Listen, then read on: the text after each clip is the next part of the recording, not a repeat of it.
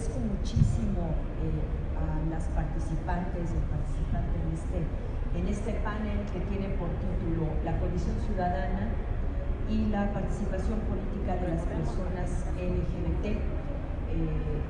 Antes de presentar a las participantes, pues les quiero decir que bueno, para la SOME es muy importante que impulsemos esta agenda sobre derechos políticos de la comunidad LGBT, porque es una agenda para la SOME emergente, pero que realmente tenemos y que está conectada con los estudios electorales, estudios de partidos políticos y sobre todo con la agenda de género y elecciones, que también es de las agendas y de los ejes temáticos más novedosos en la sociedad mexicana de estudios electorales. Entonces quiero agradecerles mucho su presencia en el panel y le quiero agradecer mucho a Erika y a Manuel que hayan organizado esta mesa, porque bueno, yo sé que supone invertir tiempo y supone mucha organización y bueno, de verdad muchísimas gracias por haber organizado este panel tan importante. Bueno, y contamos con la presencia de realmente especialistas en este tema de participación política de la comunidad LGBT, especialistas porque han estudiado el tema, pero también tenemos aquí la presencia de importantes activistas trans, justamente la lucha por el reconocimiento y la extensión de los derechos políticos. Y voy a presentarlas así como van a empezar a exponer. Contamos con la presencia de Rebeca Garza, aquí a mi derecha.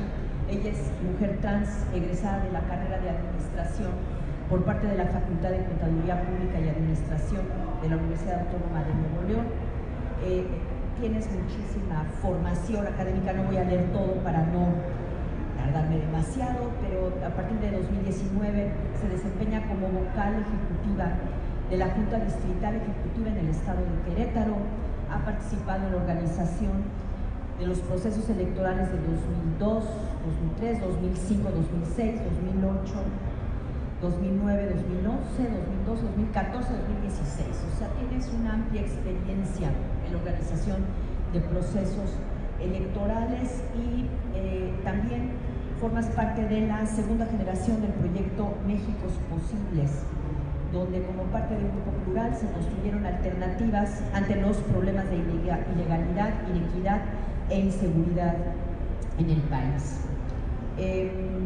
Recibiste un premio del Consejo General del INE y has participado en muchos seminarios y diplomados. Muchísimas gracias, Rebeca, por estar en este panel. Si me permiten, presento a todas las participantes. Contamos también con la presencia de Michelle Altamirano. Muchas gracias, Michelle, por estar aquí. Michelle actualmente es directora de la Asociación Huatulco Diverso y referente estatal de la Red Mexicana de Mujeres Trans. Empezó como activista hace 10 años en la ciudad de Puerto Vallarta, al ser víctima de hostigamiento, persecución y discriminación de la policía municipal, y fue invitada a colaborar en diferentes agrupaciones como la Asociación Civil CETAC y el partido político PRD.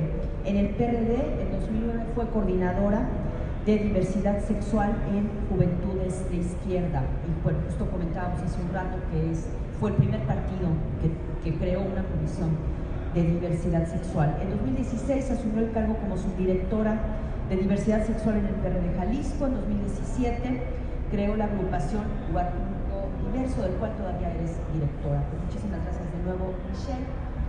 Y después de ella vamos a tener la exposición conjunta de la doctora Erika López y del doctor Emanuel Rodríguez. La doctora Erika López es profesora, investigadora del Departamento de Estudios Políticos y de Gobierno de la División de Derecho, Política y Gobierno de la Universidad de Guanajuato. Es doctora en Estudios Sociales, egresada de la UAM Iztapalapa. Es Género, Democracia y Ciudadanía Sexuadas, Derechos Políticos y Civiles LGBT. El doctor Emanuel Rodríguez, que va a hacer una presentación conjunta con la doctora López, es doctor en Ciencias Antropológicas por la UAM Iztapalapa, es profesor de tiempo completo en el Centro de Estudios Antropológicos de la Facultad de Ciencias Políticas y Sociales de la UNAM. Entre sus líneas de investigación destaca la participación político-electoral de las poblaciones LGBT, el estudio subnacional de las redes de poder y la participación política con enfoques de investigación etnográfica. Bueno, finalmente, se incorporó, muchísimas gracias, Moisés Álvarez Ramírez, te damos la bienvenida. Moisés es maestro de danza y es secretario de la Diversidad Sexual en Tabasco. Muchísimas gracias por estar acá. Yo les diría, cada quien tiene 20 minutos para hacer una presentación y después de eso pues armamos la discusión. Muchas gracias de nuevo. Bueno, primero que nada, muchas gracias por la invitación. El nombre que le he puesto yo a la presentación es Retos y Desafíos de lo Trans y desde lo Trans para el Sistema Electoral Mexicano para el siguiente decenio.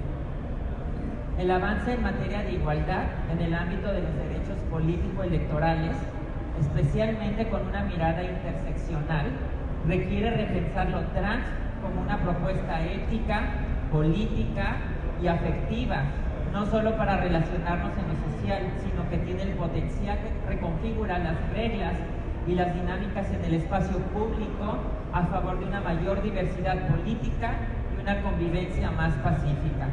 Posiblemente se pueda situar a la primera década del nuevo milenio como el inicio de lo que serían los cimientos por la lucha de los derechos humanos de las poblaciones originalmente llamadas transexuales, transgénero y travesti de forma autónoma, fuera del discurso LGB. En el año 2003, Amaranta Gómez Regalado fue la primera candidata MUSHE a competir por una diputación federal por el entonces 07 Distrito Electoral Federal con cabecera en Juchitán, en el estado de Oaxaca.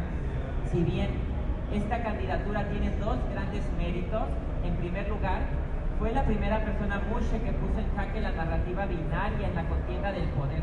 Y en segundo lugar, logró que el entonces Instituto Federal Electoral aprobara que su nombre de Amaranta Gómez Regalado apareciera en las boletas electorales, dado que en ese entonces no contaba con una rectificación de su acta de nacimiento, por lo que legalmente aparecía otro nombre asignado al nacer.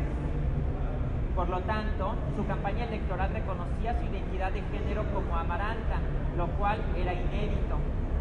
Tanto la candidatura como la medida implementada por el instituto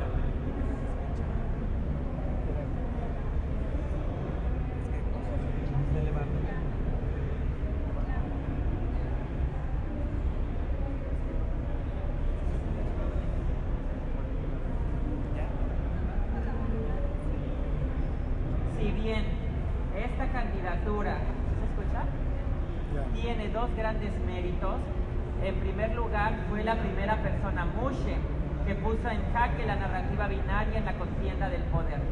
Y en segundo lugar, logró que el entonces Instituto Federal Electoral aprobara que apareciera su nombre de Amaranta Gómez Regalado en las boletas electorales, dado que en ese entonces no contaba con una rectificación de su acta de nacimiento, por lo que legalmente aparecía otro nombre asignado al nacer. Por lo tanto, su campaña electoral reconocía su identidad como Amaranta, lo cual era inédito en ese entonces. Tanto la candidatura como la medida implementada por el instituto no trascendieron en lo político ni en lo social, a partir de esa hipótesis de la mirada cisgénero normativa que se asume como incapaz de documentar y reconocer avances que rompan la idea binaria en la manera en que se convive en el orden social y en lo político. A esta dinámica hegemónica se le ha llamado transborrado. En otras palabras, ambos sucesos no significaron una modificación en la estructura que a la postre facilitaría el acceso a derechos político-electorales de las poblaciones trans, porque tampoco se había avanzado en otros derechos fundamentales, como el ejercicio de una autonomía elemental, la sexual y la corporal, en relación al reconocimiento de la identidad de género de estas poblaciones. Por esta razón, se puede considerar al año 2008 en el que se avanza en el reconocimiento de la autonomía sexual, pero no necesariamente corporal, de las poblaciones trans mayores de 18 años a partir de la reforma al Código Civil de la Ciudad de México, que permitía que en ese entonces las poblaciones transexuales y transgénero pudieran acceder al reconocimiento de la identidad de género, pero a partir de un juicio en donde se demandaba al registro civil, quien inicialmente se oponía, por lo que la persona demandante tendría que incorporar un abogado y 2 dictámenes periciales emitidos por 2 personas especialistas en, comillas, procesos de reasignación para la concordancia sexogenérica. Se asume este avance como condicionado, ya que el reconocimiento de la identidad de género de las personas transgénero y transexuales estaba subordinado a que otras 2 personas cisgénero, erigidas como autoridades expertas en los llamados procesos de reasignación para la concordancia sexogenérica, primero tendrían que documentar y posteriormente testificar que la persona trans en verdad era lo que decía ser, con la finalidad de convencer a la autoridad del registro civil, personas cisgénero también, para que permitieran rectificar el acta de nacimiento. Asimismo, tampoco se incorporaba la posibilidad de que niñas, niños y adolescentes trans pudieran acceder al reconocimiento de su identidad de género. A pesar de que este procedimiento era inaccesible para una gran parte de las poblaciones trans, aún así generó una masa crítica de personas trans que, una vez fortalecida la autonomía sexual y corporal, exigieron al Estado el fortalecimiento de su autonomía de toma de decisiones, es decir, la generación de condiciones para facilitar el acceso al ejercicio del voto a partir del año 2011 por activistas, organizaciones trans y alianzas de la Ciudad de México en coordinación con el Instituto Electoral del entonces Distrito Federal. Este trabajo se materializó en una circular que, bajo la misma lógica de que una tercera persona debe acreditar la identidad de una persona trans, se trasladaba a la presidencia de la mesa directiva de Casilla. En 2015, los trabajos del IEDF con los activismos trans llevaron a la elaboración de trípticos y carteles que, si bien hacían visibles a las personas con tatuajes y con piercings, mantenía la lógica que la presidencia de la mesa directiva de Casilla determinaría si una persona trans podía o no votar, pero no tomaba en cuenta la violencia estructural y sistemática a la que viven estas poblaciones, así como los prejuicios sociales que atraviesan e influyen en lo institucional. Sin embargo, se reconoce que ambas acciones fueron las primeras que se realizaron en el ámbito político electoral a nivel local y en el país. Entre 2006 y 2016 habría candidaturas de personas trans que se pierden en la memoria histórica e institucional, derivado de la ineficacia de las autoridades electorales para documentar experiencias políticas fuera del binario de género, como el de Glenda Prado Cabrera, primera candidata trans a una diputación local en 2003, a Diputación Federal en 2006 y 2009 en el estado de Nuevo León y a una regiduría en Saltillo, Coahuila en 2017. El de Alondra Vázquez Hernández, candidata a una regiduría de Tlaquepaque en el año 2012. Y en 2016 los casos de Jacqueline Barrientos Martínez, candidata a una diputación por el Distrito Electoral Federal 09 con cabecera en Ciudad Juárez, Chihuahua, y el de Rubí Suárez Araujo, quien fue candidata suplente a una regiduría en el Ayuntamiento de Guanajuato y que ejerció el cargo. Todas ellas fueron candidatas como personas trans, pero no tuvieron la oportunidad de aparecer en la boleta electoral con el nombre con el que eran socialmente conocidas. Para mí, esta es una forma de violencia política. También, producto de la reforma al Código Civil del Distrito Federal, hubo candidaturas de mujeres trans que, con actas de nacimiento rectificadas en el apartado de nombre y sexo, pudieron acceder al reconocimiento de su identidad en la contienda política y en las cuotas de género de ese entonces, como Diana Marroquín Vallardo, primera candidata trans en el estado de Hidalgo a la presidencia municipal de Hidalgo como suplente, y en el año 2012 a una diputación federal por el 04 Distrito Electoral Federal de Tulancingo, Hidalgo, así como Samantha Carolina Gómez Fonseca, quien en 2016 fue candidata propietaria a la Asamblea Constituyente de la Ciudad de México. Ellas también accedieron a la cuota de género. Por otra parte, entre 2011 y 2015 suceden dos grandes reformas que modificarían completamente el reconocimiento de los derechos de las poblaciones trans a favor.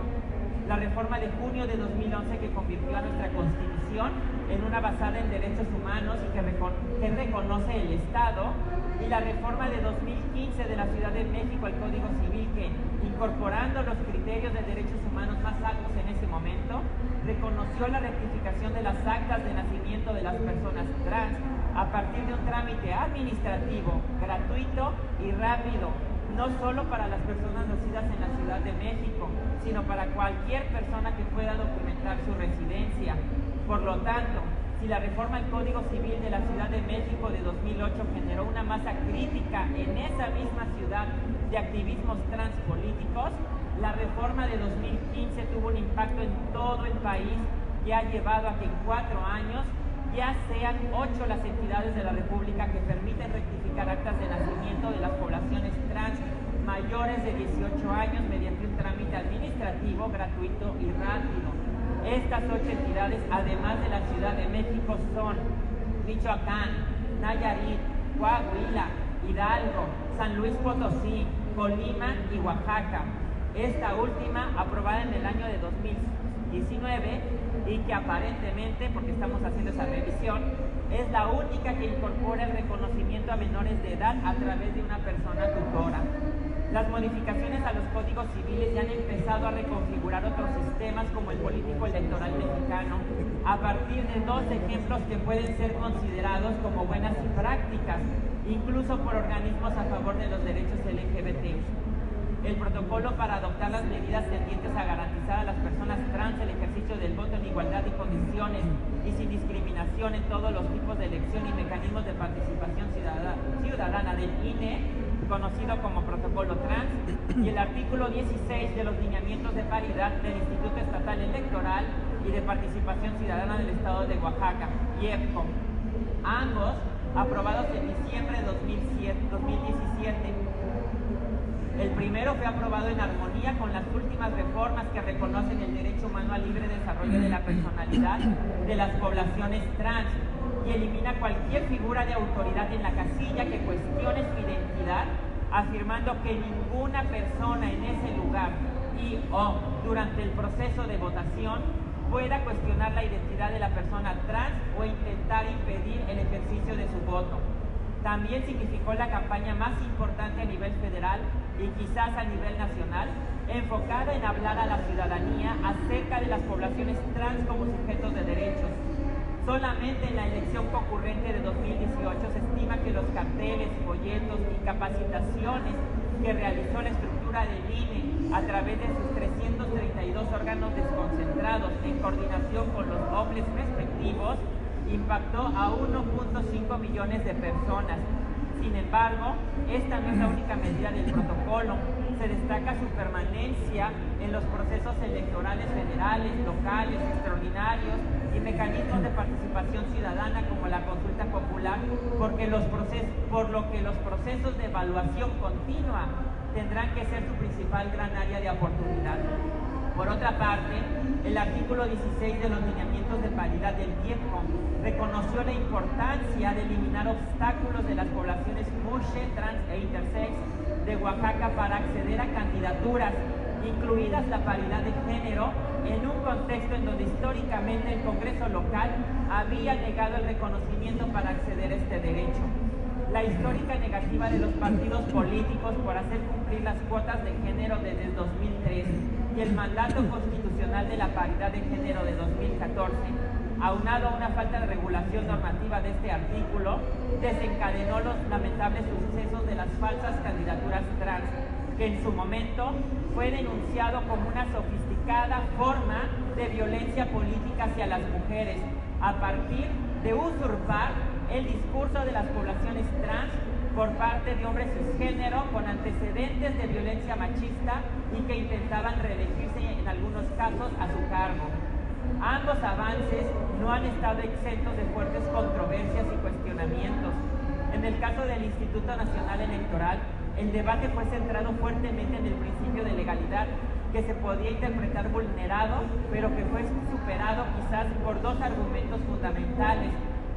el compromiso del Instituto por reconocer y proteger el derecho humano al libre desarrollo de la personalidad de las poblaciones trans, que al mismo tiempo fortalecería su autonomía de toma de decisiones al eliminar obstáculos donde los prejuicios sociales podrían insertarse dentro de los procedimientos de la votación de la casilla, como es el momento en la que la presidencia identifica a la persona electora.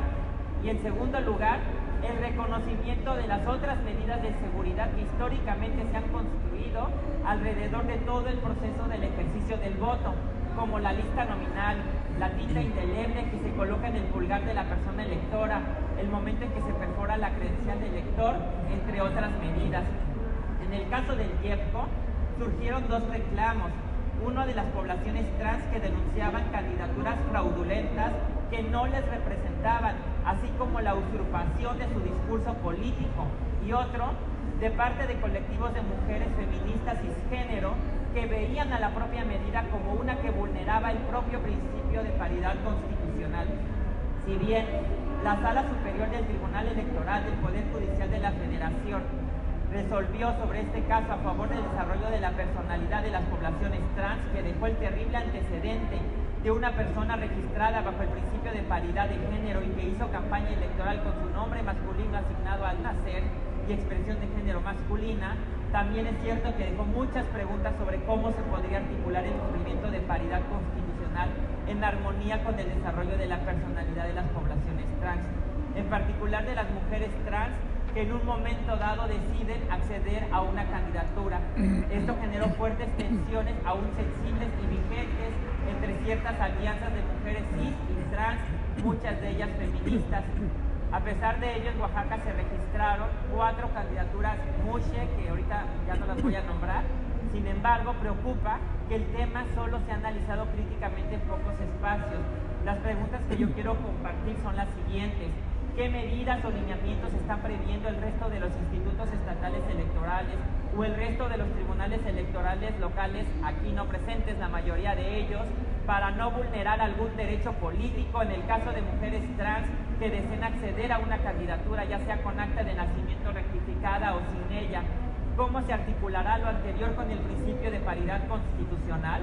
El hecho de que en entidades como en Oaxaca ya se haya reconocido a nivel local la identidad de género como un derecho humano, evidentemente facilitará el acceso al ejercicio de una candidatura de poblaciones trans y no binarias, pero también implicará el reto de cómo incorporar a estas poblaciones en todos los procesos y todos los procedimientos democráticos para no generar discriminación directa, indirecta y o revictimización. Ya son 8 entidades que están facilitando el reconocimiento a la identidad de género de las poblaciones trans, que junto con la revolución silenciosa que ha significado la paridad constitucional, tendrán un mayor impacto en la participación directa en el ejercicio del voto pasivo y activo de las poblaciones diversas. Posiblemente cuando se realice la siguiente elección en 2021, serán mayores entidades, incluso algunas como en Oaxaca, que podrán reconocer la existencia de las infancias y las juventudes trans. Y esto también tendrá que incidir en la manera en cómo trabajamos la construcción de una ciudadanía integral, tal y como ya lo empezó a hacer el INE con la consulta infantil y juvenil 2018, en donde por primera vez se incluyeron preguntas que se consultó sobre autoinscripciones no binarias para las poblaciones de 10 a 17 años, que ascendieron a nivel nacional a 53.581 personas. Sin embargo, al analizarlo por grupo etario y a pesar que el INE no aprobó la pregunta para registrar identidades binarias en el rango de 6 a 9 años, se registraron 3.313 boletas donde marcaron ambas opciones. Por lo tanto, conviene preguntarnos cómo nos estamos preparando las instituciones que integramos el sistema electoral mexicano para reconocer, proteger y fortalecer el derecho de las poblaciones trans a participar libremente y en igualdad de oportunidades en la toma de decisiones de nuestra vida política y en nuestras comunidades a partir de estos antecedentes. ¿Qué están haciendo los partidos políticos para canalizar dentro de sus filas a estos movimientos políticos? Se están abriendo los espacios colegiados ciudadanos dentro de las autoridades electorales, como los consejos municipales, distritales, federales y locales, a las poblaciones de las diversidades sexuales y de género. Hay vínculos formales con los grupos de activistas y organizaciones de la sociedad civil, de las diversidades sexuales y de género, y en particular con las poblaciones trans como un sector prioritario al momento que se emitan convocatorias para fortalecer la inclusión laboral? ¿Cuál será el papel de las diferentes autoridades electorales para articular el reconocimiento de estos derechos en armonía con otros como la paridad constitucional?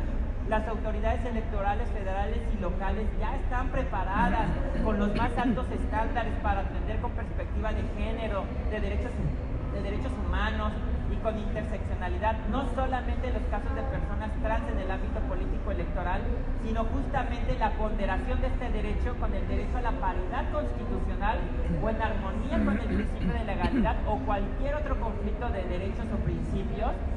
Y ya concluyo con dos ideas. Estamos a tiempo de que el sistema electoral incorpore medidas de nivelación y afirmativas más allá de protocolos que faciliten el ejercicio del voto pasivo.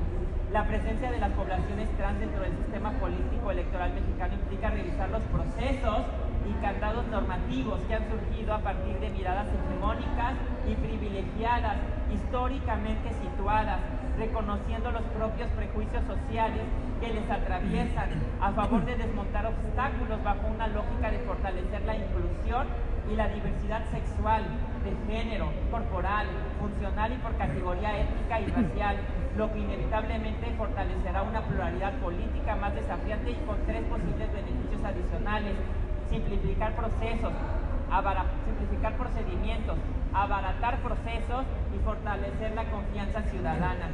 El debate alrededor de la revisión de todo el andamiaje jurídico institucional dentro de nuestro sistema electoral mexicano, así como sus procesos y sus procedimientos, a través del cual se materializa la participación política y se legitima el ejercicio del poder, que a la postre incidirá directamente en el debate político de lo que habrán de construir las políticas públicas, podrán ofrecer beneficios tangenciales hacia otros debates por venir, como el ejercicio del voto de la población penitenciaria, el de las personas con discapacidad motriz y, por supuesto, el de las poblaciones migrantes, porque el debate de lo trans y desde lo trans nos lleva a releer, a revisar y a reinterpretar las fronteras imaginarias a través de los cuales delimitamos esas ideas de normalidad, legalidad, alrededor de los conceptos de persona, ciudadanía y Estado-nación, así como las prerrogativas inherentes a ellos.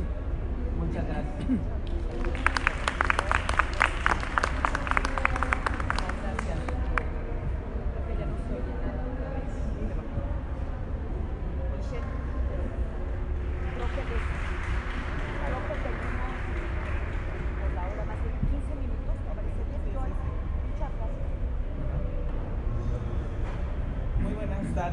Buenas tardes, gracias a los que están aquí presentes. Les recuerdo, mi nombre es Michelle Altamirano Pacheco, soy referente estatal de la Red Mexicana de Mujeres Trans y directora de la agrupación Huatulco Diverso. ¿Ustedes escuchan algo? Sí, sí, sí. Okay. Yo el día de hoy voy a estar hablando sobre el reto de las candidaturas trans en los partidos políticos. Antes de empezar, yo les voy a platicar un poquito acerca de mi experiencia del año pasado dentro del IEPCO. Participé como funcionaria, más fuerte. Perdón. Sí. A ver, ¿ahí ya me escuchan? Okay. Creo que es más pegado. Sí, estuve participando dentro del consejo distrital. Fui consejera distrital del 25 distrito de San Pedro Cochutla. Primer consejera distrital trans. Yo creo que a nivel nacional no tenemos conocimiento acerca de otra persona trans que haya participado en estos cargos, lo cual me enorgullece mucho y a la vez también me entristece porque vemos que hace falta más participación de personas trans en estos tipos de cargos, ¿no? La participación me fue muy grata, tuve una muy buena experiencia desde el momento en que me hicieron las entrevistas, desde el momento en que fui a presentar mis exámenes para poder participar en este cargo.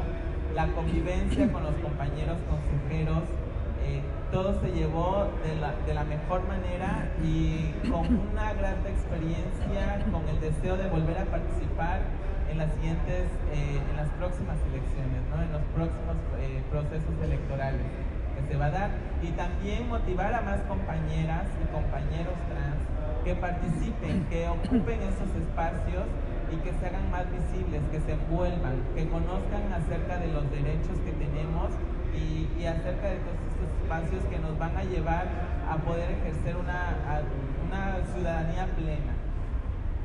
Bueno, dentro de esta experiencia me tocó vivir también algo muy desagradable, algo que lo vemos como muy reprobable, que fue la falsa candidatura de personas trans, ¿no? O falsas personas trans en el estado de Oaxaca.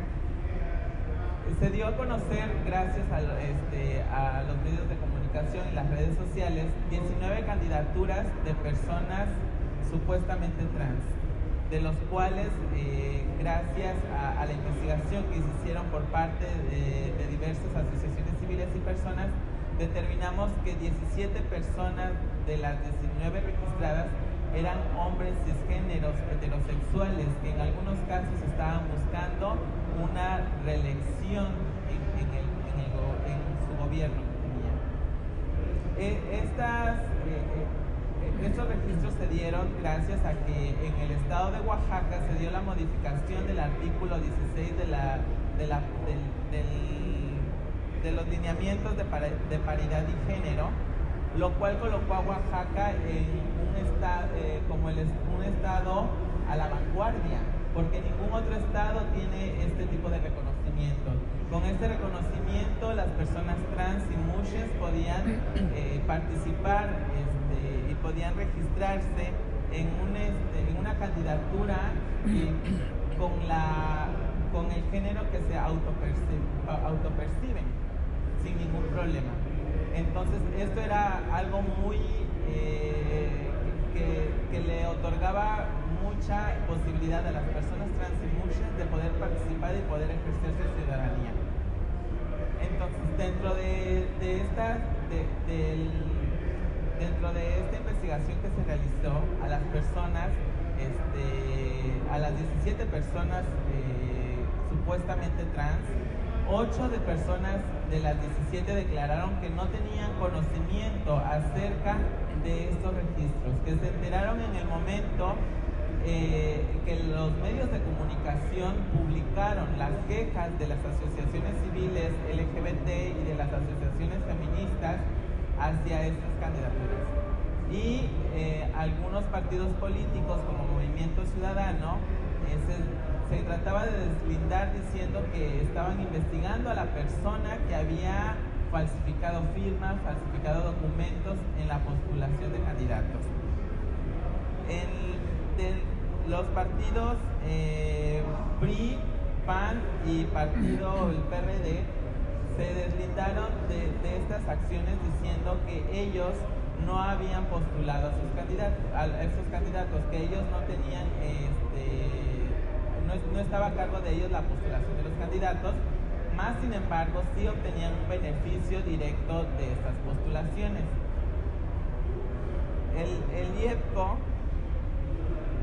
sancionó, impuso una supresión de 18 meses de gasto ordinario a los partidos PRI, PAN, PRD y Verde Ecologista, porque obtenían esos beneficios.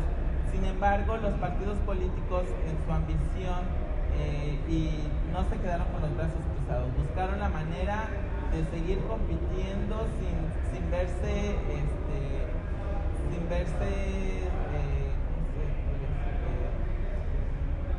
sin que tuvieran mucho sanciones, ¿no? Entonces buscaron por medio del tribunal. Entonces el tribunal les dio la opción de que ellos podían en un plazo de 48 horas cambiar a sus candidatos cambiarlos por una mujer, por la candidata que les correspondía a ellos postular, y en dado caso de que no lo hicieran, podían la mujer que iba en segundo cargo iba a pasar al primer cargo, ¿no? En el caso de las personas que decidieran no renunciar a este proceso. Entonces, en algunos casos, como algunos candidatos de Nueva Alianza siguieron haciendo campaña, a pesar de haberlos exhibido, a pesar de haberles hecho, de haberlos suspendido, a pesar de que toda la gente se les echó encima, ellos continuaron con su campaña, continuaron con esta avaricia, porque podemos decirlo así, en claras palabras, es una avaricia de estos candidatos y de algunos partidos políticos de querer obtener el poder. Entonces a ellos no les importó seguir estar en el ojo del huracán, a pesar de estar señalados. En los casos de las dos compañeras que sí fueron reconocidas socialmente como personas trans, en su caso Grecia Jiménez y Cristel Rodríguez, si no mal recuerdo, y Cristel Ramírez, Grecia Jiménez participó en un municipio donde estaba con poca posibilidad de ganar. Era un candidato contra el que competía otro candidato mucho más fuerte, y en el caso de Cristel Rodríguez fue postulada en un municipio donde ella ni siquiera la conocían. O sea, su nivel de competitividad era casi nula, porque ella fue registrada en otro municipio muy aparte de donde ella era conocida. Entonces no tenía posibilidades de competir.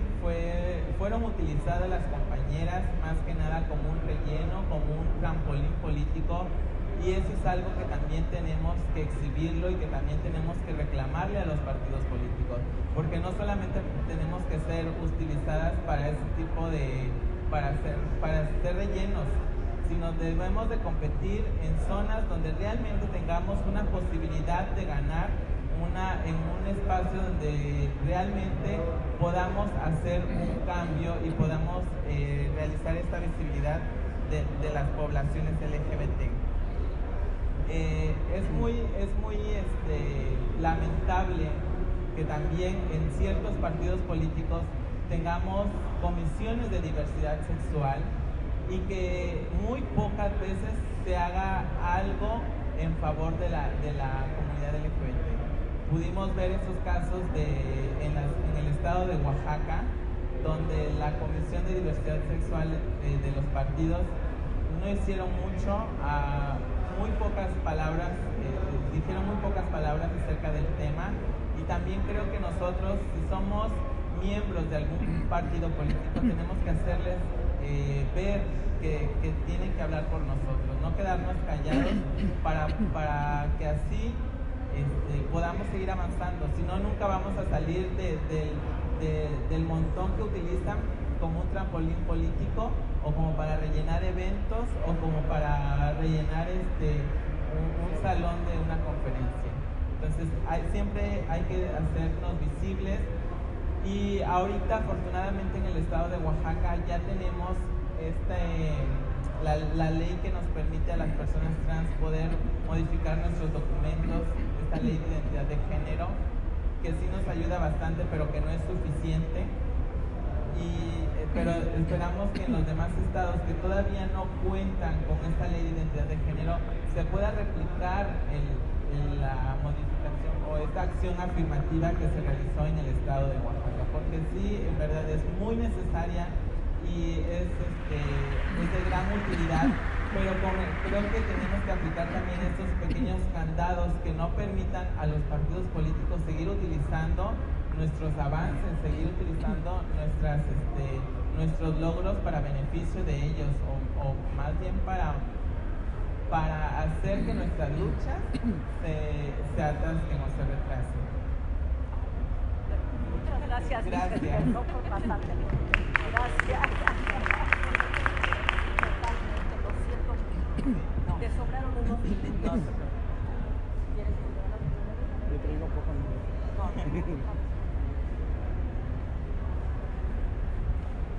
Moisés, perdón, ya te estoy poniendo.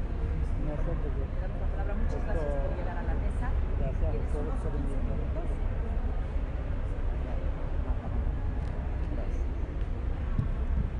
Venga,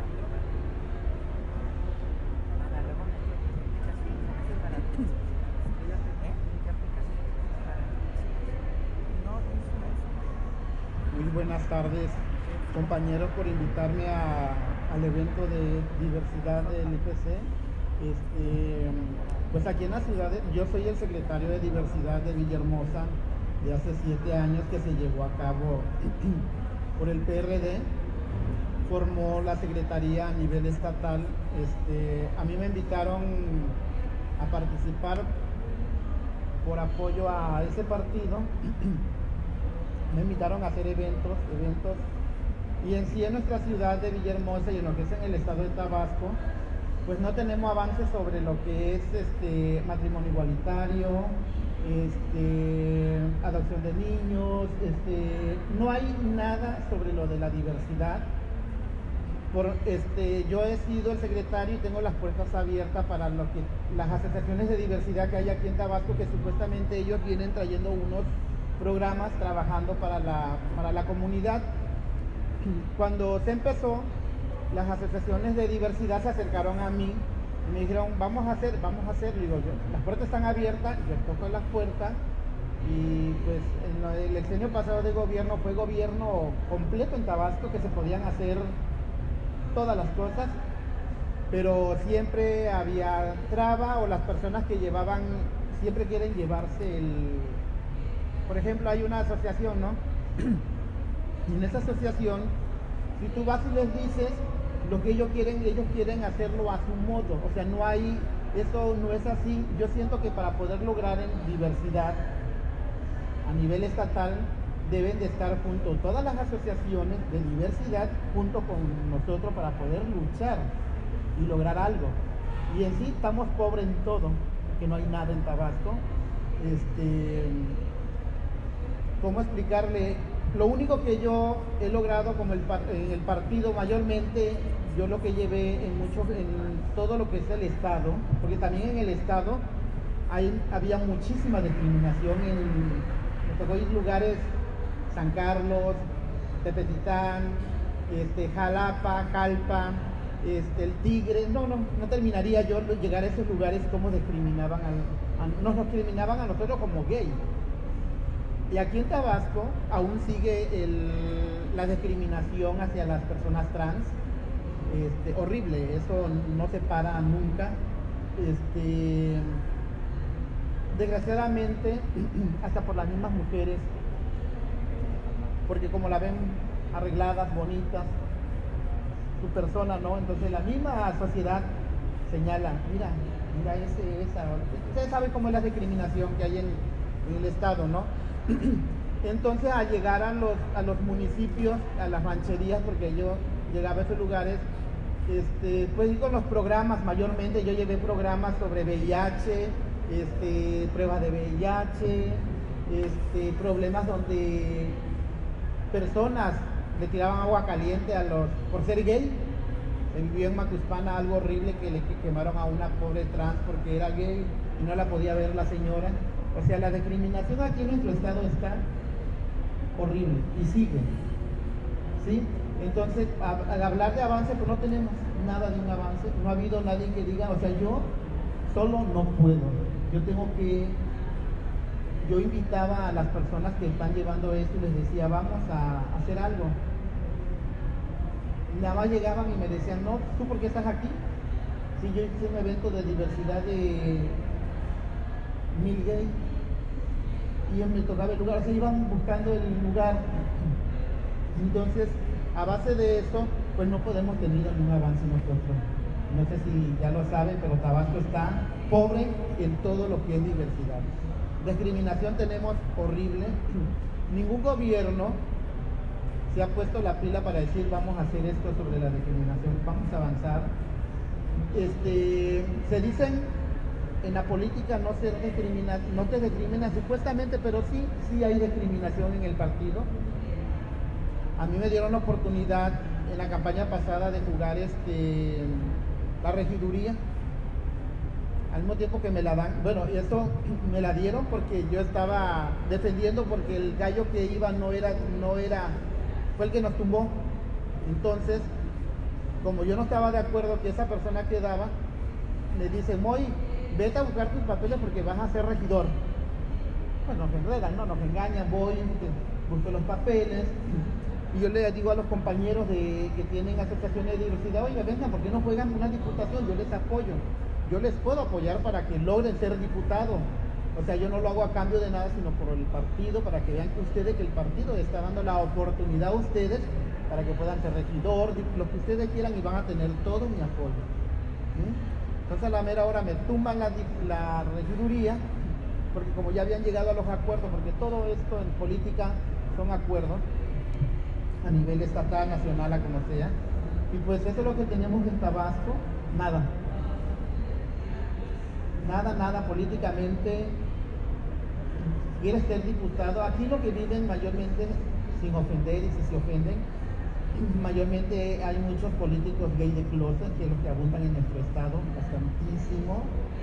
Muchos ya, en nuestro estado ya saben quiénes son, esas personas de gay de closet que tienen a sus esposas, que sus esposas son hasta lesbianas, escondidas, y a la sociedad aparentan lo que no es, pero la sociedad sabe todo. Y mayormente, si aquí eres gay de closet, vas a ser diputado o presidente municipal, pero tienes que ser de closet, porque nosotros como gay no podemos llegar a nada políticamente. Eso es lo único que no tenemos más, que podemos decir, no hay más en el estado. Gracias. Muchas gracias A usted. Gracias.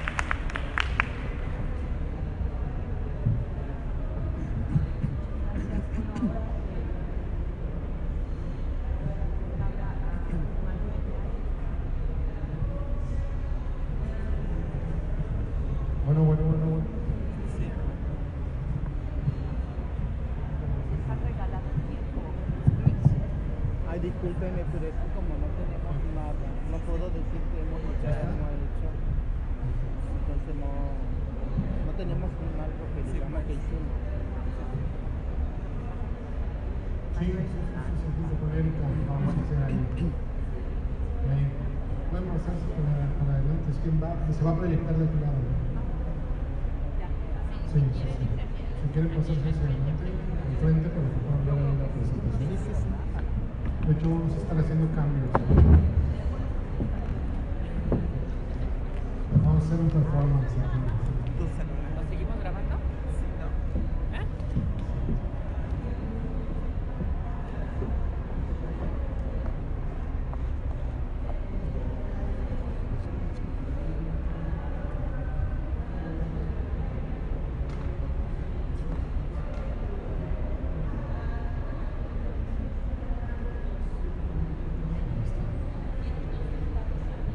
Exacto.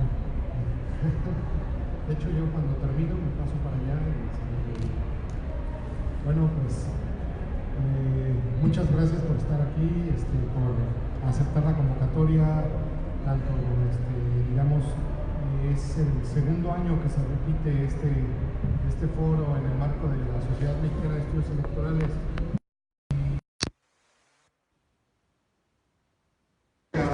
De Moisés, porque es muy importante empezar a abrir esta agenda de investigación y de trabajo colaborativo, y sobre todo escuchar las incidencias que han logrado estos grupos para fisurar y generar grietas en la democracia y tratar de buscar que sus derechos sean reconocidos ampliamente.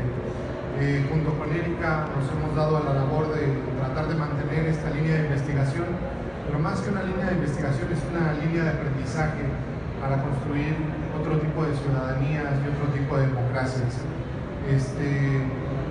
Lo que les vamos a presentar es un ejercicio que venimos haciendo un poco del rastreo de las candidaturas, la acción colectiva que tienen las poblaciones LGBT en México. Sin embargo, como ya lo señaló Rebeca en su intervención, es un ejercicio que nos ha costado mucho trabajo porque hay un proceso de invisibilización, sobre todo de transborrado de la historia y de las huellas documentales que podemos encontrar para hacer estas reconstrucciones. Si hoy día es difícil documentar las candidaturas con la gran información que tenemos, pues cuando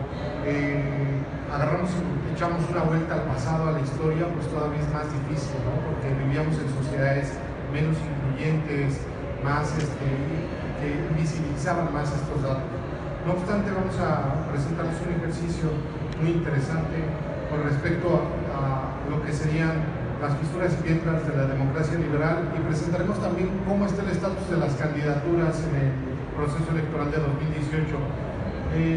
Sin embargo, nosotros creemos que las luchas por reconocimiento a una ciudadanía encabezadas por los grupos de la diversidad sexual y de género han cuestionado sobre todo las ideas universales de la condición ciudadana, porque la ciudadanía es sumamente excluyente, ¿no? Y digamos, cuando se habla de un sufragio universal, pues realmente hay que empezar a cuestionarnos también qué tan universal e incluyente es ese sufragio, ¿no?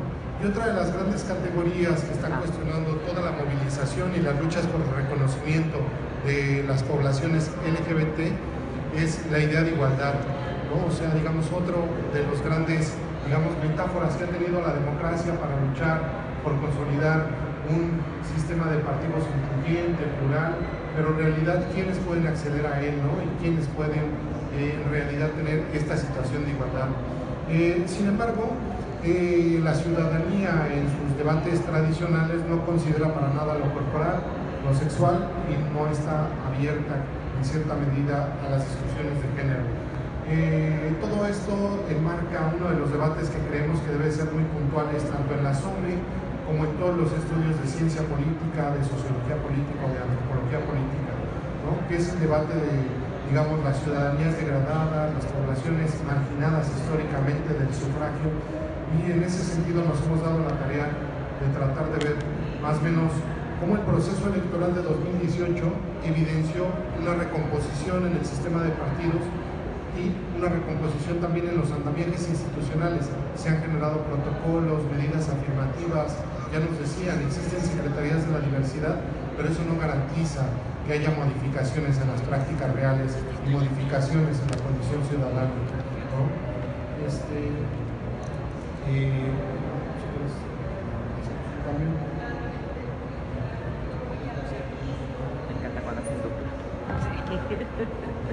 Bueno, continuando con esta línea, y me subo a los agradecimientos que hizo Emanuel. De alguna manera, en la exposición de Rebeca, de Michelle y de Moisés, vimos como la gran ausencia que hay de una cuestión fundamental, que es el cuerpo. El cuerpo ha sido para la ciudadanía, el modelo de ciudadanía normativa de la democracia liberal, el gran enemigo. En este sentido hay unas fuertes limitantes, y estas limitantes tienen que ver con la cuestión corpórea y que atraviesa lo que es hay una universalidad de la ciudadanía, se habla de eso, pero es una universalidad que es finita, que está acotada a términos y condiciones muy concretos, que aspira al homogéneo, que elimina el conflicto y que aspira a la igualdad. ¿Y cómo se llega a la igualdad? Pues desarticulando, deslocando a los sujetos de sus cuerpos. Y entonces ahí, y lo decía Rebeca hacia el final, decía, esas fronteras, ¿no?, de lo normal están atravesadas por desdibujarnos de lo corpóreo. Y entonces se opta por una pluralidad de pensamiento, pero no por una diversidad de la materialidad corpórea, porque eso siempre se le ha tenido. Entonces hay que discutir, y parte de lo que se debe ya incorporar en las agendas, incluso de los rediseños del sistema electoral, tendrían que estar atravesadas por una condición ciudadana que es donde se haga un puntual reconocimiento y se recupere el cuerpo, ¿no? Porque el cuerpo causa tensión, porque entonces se sobrepone la razón y se prioriza la razón. Lo que nos ha dado el Estado moderno, ¿no?, lo que trajo la modernidad fue colocar a la razón. Y entonces con esa razón es el pensamiento lo que aglutina, se que no va a causar ninguna tensión porque se aspira a una razón normativa, ¿no? Dentro de la razón pública. En este sentido, entonces, hay un tipo de sujeto estándar que no cause conflicto, y los derechos civiles, políticos y sociales que otorga la condición ciudadana se van a asignar en función del cuerpo que se posee, porque además hay un discurso falso de que no importa el cuerpo, y el cuerpo importa tanto que hay que neutralizarlo, porque sí importa mucho, y en función de eso se otorgan los derechos. La ciudadanía universal, así como el estatus de ciudadanía como el sufragio universal, son excluyentes de lo diverso, y en ese sentido pues es un estatus de privilegio del que entre muchos grupos quienes están marginados son los grupos de la diversidad sexual y de género. ¿Por qué? Porque vamos a ver algo que se recupera en el movimiento feminista desde los años 60, que lo personal es político. Y es político porque mi cuerpo, mi sexualidad, ¿no? Romper con el orden binario les causa una tensión, ¿no? Les causa una angustia, no se puede controlar, y entonces eso se convierte en una tensión. Y otra cosa que también vamos a ir revisando con estas fisuras y grietas, vamos a ver cómo desde los años 60, desde el movimiento con las feministas y de los movimientos de liberación sexual y de género, tendría que ver cómo el Estado es un gran administrador de la sexualidad, ¿no? Administra los cuerpos porque es el primer territorio. El primer territorio que habitamos es nuestra materialidad corpórea, y eso siempre se nos ha negado, se nos ha dicho que no existe, pero no existe porque es desde ahí donde nos controlan. Si pensamos en todas las políticas públicas, están atravesados por el cuerpo, y un cuerpo que tiene aspiraciones hacia la blanquitud, ¿no? Y un orden binario aspiracional que, si bien tiene modelos occidentales, que si bien las sociedades latinoamericanas no lo cumplimos, pero sí tenemos un ejercicio cotidiano de trabajar para alcanzar esa corporalidad, porque también la idea de la ciudadanía está vinculada con una estética, y está la belleza, ¿no? que atraviesa. Y bueno, estas serían como las discusiones teóricas que habría que repensarse para la agenda, para el modelo de ciudadanía que hoy en día no se puede sostener más, y recuperando lo que decía Rebeca hacia el final, atraviesa por lo normal, ¿no? Y entonces, ¿qué es lo normal? Los cuerpos vigorosos, los cuerpos sanos, completos, ¿no? La heterosexualidad, un orden binario, y entonces eso es la ciudadanía anclada a un Estado-nación, ¿no? que quita, cuando mencionaba Rebeca, la cuestión migratoria. Entonces, eso también hay que, y toda la interseccionalidad que además se atraviesan en estos cuerpos.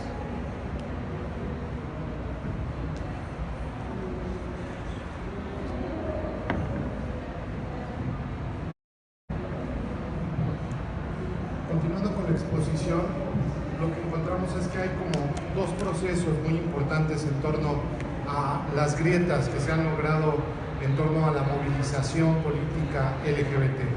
O sea, el Estado que presenta la democracia hoy día y todos los avances o los pequeños avances que se han logrado en torno a la inclusión de las personas LGBT no son fortuitas y no son cesiones del Estado. En realidad, las grandes grietas empezaron con la movilización en el espacio público. O sea, no se ha logrado nada regalado, ni los nuevos diseños que tanto en cierta medida se promocionan, ¿no? Como modificaciones institucionales, han sido producto de grandes luchas, ¿no? Entonces, primero hubo una irrupción en el espacio público por medio de acciones de protesta, de acciones de carnavalización, de performance muy importantes que, digamos, marcaron el sentido de la acción política de los grupos LGBT. Esto es, digamos, una primera fisura en la democracia liberal mexicana, ¿no? Que ha sido muy reconocida y muy documentada. Y hoy en día estamos en una pequeña fisura que empieza a tener el sistema de partidos y la democracia para tratarse de consolidar como incluyente. Sin embargo, vemos grandes paradojas que aquí ustedes ya nos han expuesto, ¿no? La primera es esa manifestación pública, la segunda es que empiezan a surgir más colectivos y organizaciones también. Hoy día vemos la gran emergencia de una gran cantidad de colectivos y organizaciones que, bajo el discurso de la sociedad civil, bajo el discurso del activismo, empiezan en cierta medida a presentar agendas muy importantes y que tenemos que ponerles mucha atención. Por el otro lado también, por muchos años se vinculó, ¿no?, la emergencia de estos grupos al posicionamiento en medios impresos. Empezaron a construir una gran cantidad de productos de difusión, de esquemas de difusión, ¿no? Podemos encontrar algunos vínculos de esta movilización colectiva con los partidos políticos, pero es más o menos incipiente, ¿no? El Partido Comunista Mexicano tuvo una agenda un poco de apertura. En los 80 las organizaciones sociales también presentan una agenda en torno a la demanda de una atención médica adecuada. Esa es una demanda histórica y que sigue siendo presente, ¿no? También, en general, estos movimientos fueron un desafío para la estructura política y de control corporativo del PRI, ¿no? O sea, también siempre cuestionaron la falta de democracia, la falta de organización en el espacio público. Y digamos que empezaron a reestructurar los términos de la dinámica política, de la ciudadanía, y abrirse espacios por sí solos. ¿Qué tenemos? Que, digamos, hemos encontrado y documentado un poco cómo fueron las candidaturas a partir de 1982 y hasta 2015. Sin embargo, aquí sí quería señalar un proceso que, ya platicando con Rebeca, me comentaba que en 2016 tenemos la expresión también de algunas candidaturas, pero nosotros no las podemos documentar precisamente por ese proceso de transborrado, ¿no? Cuando hacemos la búsqueda, los encontramos, digamos, con su nombre, ¿no?, de nacimiento, y como no han hecho el proceso de cambio de identidad de género, en nuestras investigaciones pues no hemos podido dar con ellos, ¿sí? Tenemos que afinar un poquito más los métodos y sobre todo tratar de mandar, ¿no?, que no haya ese proceso de invisibilización en los procesos que, digamos, en los registros de las candidaturas. Todo esto va a cambiar muchísimo en 2018. En 2018 tenemos un poquito más de información, pero creemos que todavía sigue existiendo, ¿no?, una ambigüedad y una falta de información en torno al reconocimiento de la participación política de estas poblaciones. Otro cambio que hemos notado muy importante es en las secretarías de la diversidad sexual. Sin duda alguna, ahí hay un avance muy importante en los organigramas de los partidos. Hoy día, la mayoría de los partidos tienen debates en su interior en torno a esto. Incluso en 2018 encontramos una precandidatura en el PAN para una instancia municipal. Es una candidatura muy sugerente, pero no prosperó. Los debates al interior de los partidos son, digamos, ya una constante. El primer partido que tuvo esta apertura fue el Partido Socialdemócrata, quien realmente manifestó completamente desde la candidatura presidencial y desde un colectivo vinculado directamente a ellos una agenda de respaldo a estas poblaciones. En 2018 el PRD crea la Comisión de la Diversidad Sexual, que después va a transformarse en Secretaría. El Partido del Trabajo también fomenta los vínculos con estas organizaciones y respalda su agenda, particularmente en la Ciudad de México. Morena, desde su creación, tuvo un debate en su interior, ¿no?, para la inclusión de candidatos LGBT y para la creación de la Secretaría Nacional de la Diversidad Sexual. El PRI tiene grupos particulares que están promulgando por la creación de una secretaría. En su último Consejo Nacional estuvieron muy fuertes, y el Partido Verde Ecologista de México también está teniendo el debate. Quienes no han tenido, digamos, no han figurado en este debate, los partidos que tienen agendas conservadoras completamente, ¿no? El Partido Encuentro Social y el Partido Acción Nacional. En las elecciones de 2018 vamos a encontrar algo muy interesante con respecto a estos partidos, porque las alianzas van a trastocar completamente las candidaturas. Pero bueno, ya tendremos tiempo de revisar eso, ¿no? Y pasaríamos un poco a las medidas de nivelación de la participación política.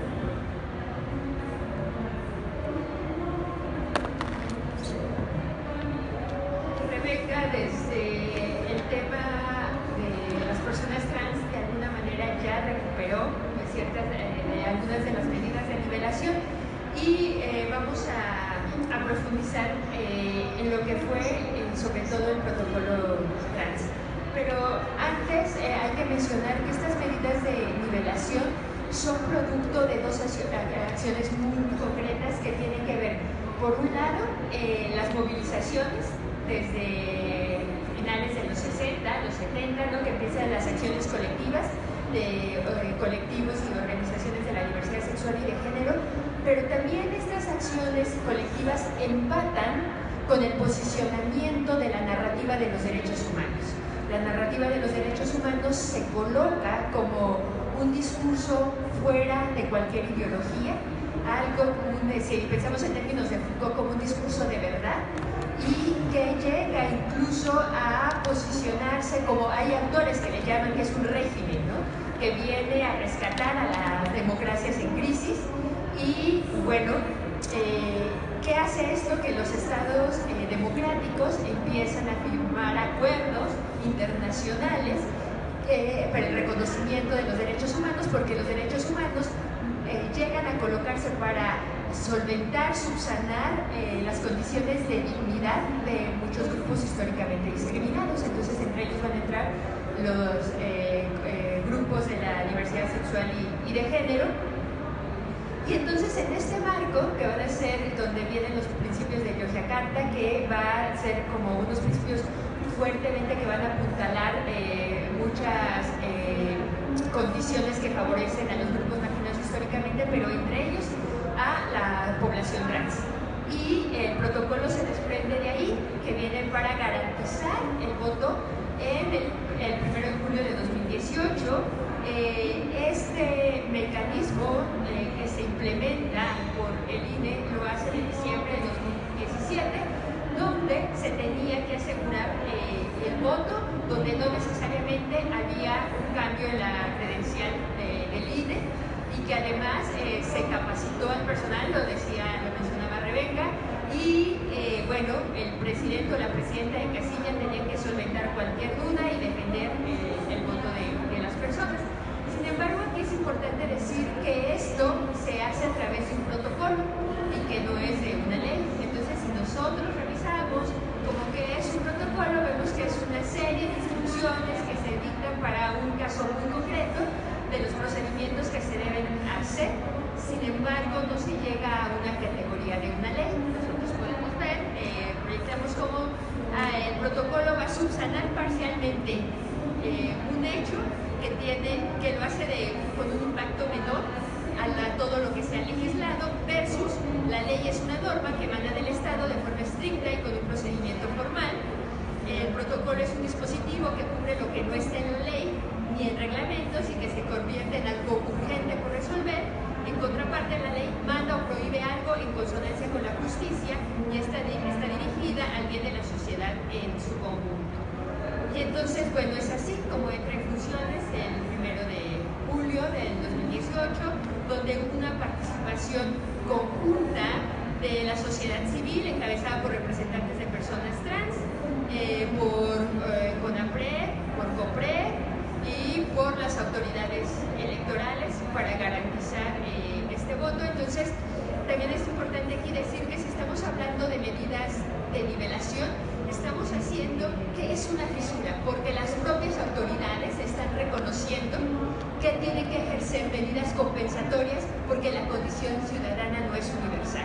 Entonces, si hay muchas cosas todavía que cuestionar del protocolo, también hay cosas de decir que viene el propio reconocimiento de decir no hay una condición ciudadana universal y tampoco el sufragio es universal, ¿no? Porque hay que repensar la idea de la universalidad y la igualdad, que solo se es igual entre los iguales, ¿no? Es de una universalidad muy finita, como lo había dicho anteriormente.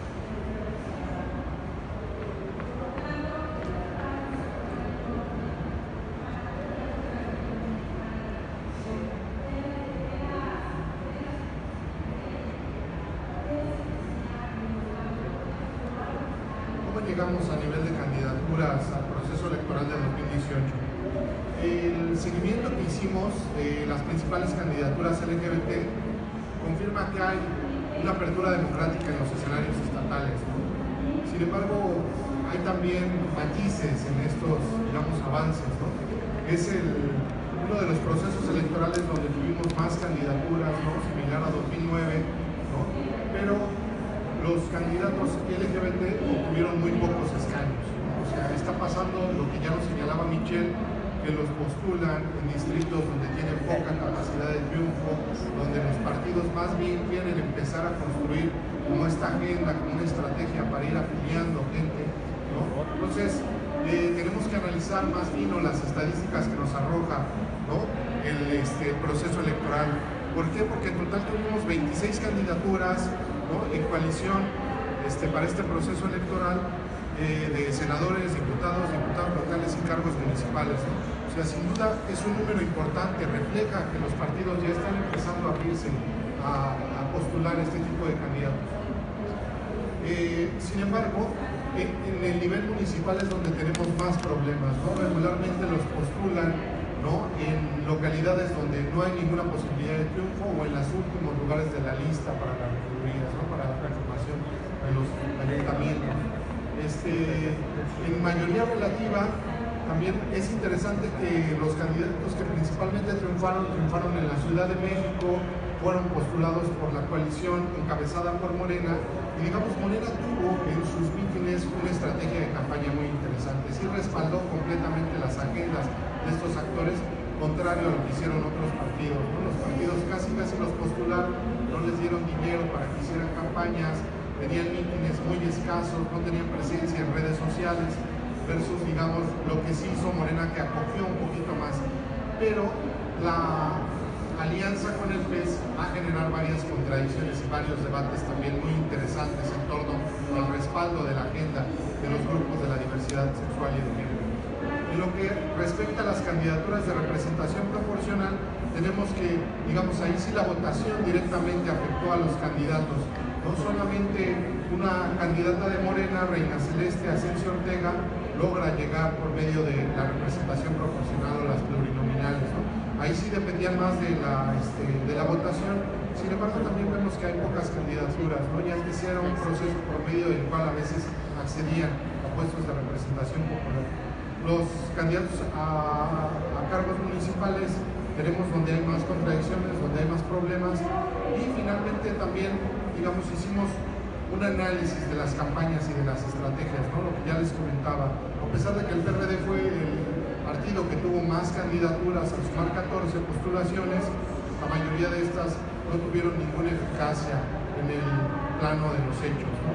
Encontramos también que al analizar los mítines y los performances, pues los candidatos del PRD hacían pequeños eventos en sus casas, con sus redes, con sus propios recursos la mayoría de veces, contrario a lo que veíamos en Morena, ¿no? Los de Morena sí fueron cobijados incluso en algunos eventos con Andrés Manuel López Obrador, ¿no? O sea, ocupaban un papel residual, pero estaban en los mítines, estaban ahí activamente, ¿no? La eficacia de estos también se puede asociar a que están en polos donde la agenda más o menos se ha consolidado, y eso no quiere decir que haya muchos avances, simplemente están explotando un poquito más esta estrategia en la Ciudad de México y en otros espacios, pero no le están apostando a nacionalizarla, no la están focalizando muy particularmente en ciertos archipiélagos donde puede tener eficacia electoral. Entonces hay que revisar un poquito más estas estrategias de los partidos, hay que hacer estudios más en ese sentido, pero digamos que sí se muestra también que ya hay una apertura y que las luchas de estos sectores empiezan a incidir en las estructuras partidarias. Y bueno, pues más o menos con esto llegaríamos a nuestras conclusiones que las va a presentar Erika.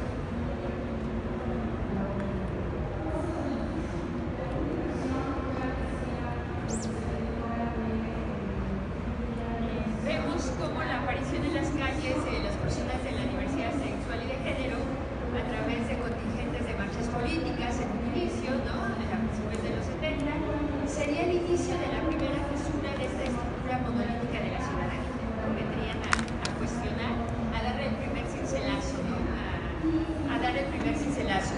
Después están los grupos LGBT, fisuraron la administración sexual que hace el Estado de manera velada. Cuando salen a decir lo personal es político, pues se suman a esta demanda feminista, pero también cuando salen a decir en mi cama mando yo, empiezan a develar la administración que hace el Estado de la vida privada, ¿no? Porque otra de las cosas que hay que ver es que este orden cívico público, donde se prioriza la vida pública, en realidad es que el aseguramiento de esa vida pública que se dé de manera exitosa es porque el Estado se intromete en la vida privada, ¿no? Asegura todas las condiciones para que eso suceda en la vida pública. Los movimientos LGBT encontraron en los partidos de izquierda en inicio, desde los años 70, sus zonas de refugio, ¿no? Fue la principal zona de refugio, y aquí sería también interesante problematizar en que las personas de la diversidad sexual y de género estaban designadas, ni siquiera eran vistas como personas enemigas, y entonces había que colocarse en trincheras donde el Estado sí veía a los enemigos. ¿Y quién estaban los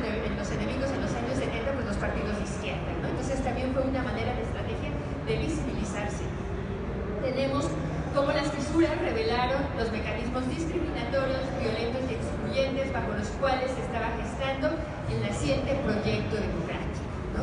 Era un proyecto que apela a la normalidad, a la anulación de la materialidad corpórea, a lo heterosexual, ¿no? A lo binario, al acento andrógino.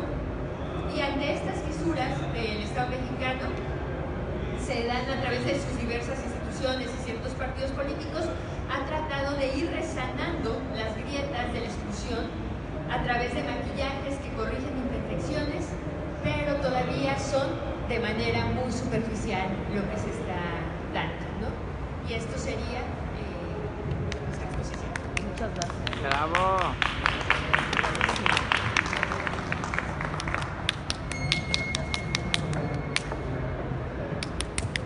Muchísimas gracias.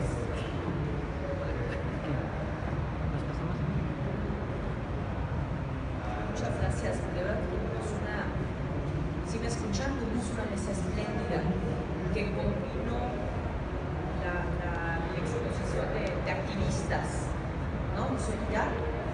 Que combinó la presentación y discusión de activistas que han estado luchando por el reconocimiento de los derechos de las comunidades LGBT. También la presentación de un activista institucional. Yo diría, Rebeca, a lo mejor no te gusta eso, pero eres activista institucional porque has estado en las instituciones electorales, justamente luchando, organizando elecciones, pero también proponiendo en Oaxaca, lo hiciste, lineamientos para el reconocimiento de estas candidaturas que no son binarias.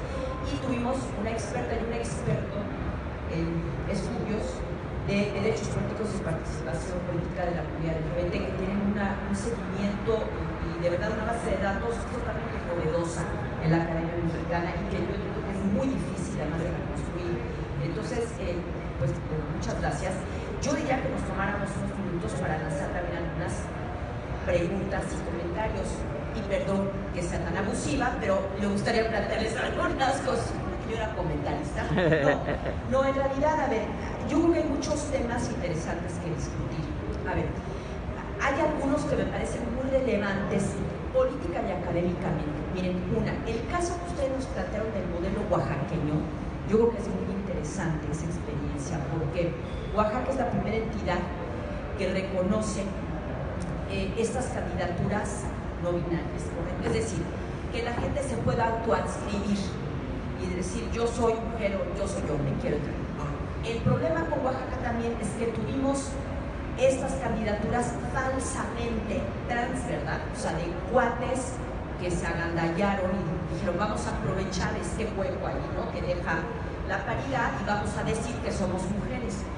Pero fíjense que comentábamos antes de la mesa que lamentablemente esto ha generado una reacción en contra de ciertos grupos feministas. Yo no sé tanto qué pasó en los institutos electorales y en particular de Oaxaca, pero lo que sí sé, porque nos seguimos en las redes, es que grupos importantes de feministas empezaron a adquirir una postura anti-trans. Y yo creo que esto es grave porque yo creo, pero ustedes díganme si me equivoco, que el movimiento trans es feminista. Yo no creo que tengan una agenda diferente. Entonces, ese es un problema. ¿Cómo tenemos puentes, ¿no? Y cómo la comunidad trans debe convencer a ciertas feministas, yo me incluyo por supuesto ahí, de que tenemos una agenda en común, de que no son agendas contrapuestas, ¿no? Entonces, bueno, ese es como un tema, creo que importante. Otra cosa que quisiera preguntarles es que qué tan viable ven candidaturas sin género. Esto yo se lo he preguntado a Emanuel. Sí, o sea, no son candidatas, no son candidatos, son candidaturas, es un tercer tipo de candidatura. Es viable, no tiene sentido que nos metamos en esa discusión ahorita en términos políticos. ¿Ustedes cómo verían eso? Y bueno, está muy lindo ese proyecto. A mí me interesaría ver, no sé si tengan ese seguimiento de qué campañas hacen las candidaturas de la comunidad LGBT. O sea, son campañas muy dirigidas a políticas de reconocimiento o mezclan esto con agendas más universales. Yo creo que deberían combinar las dos cosas porque Yo creo que si se queda nada más una política muy dirigida a una comunidad, pierden electoralmente, ¿no? La capacidad de convencer a un electorado mucho más amplio, que pues es lo que nos gustaría que ganaran las elecciones. Se han ganado. Ustedes ya nos presentaron casos, gente que ganó. Yo creo que sería interesante hacer ese seguimiento de cómo lo hicieron, o sea, qué hicieron, qué plantearon en las campañas. Muchas gracias, perdón. ¿Alguien del público quiere preguntar o comentar algo? Tania, por favor. Creo, camarada, que tienes que pasarte acá. No, nada que ver. Listo, si me prestas el micrófono, sí. Es que creo que está conectado. Yo aquí la grabo.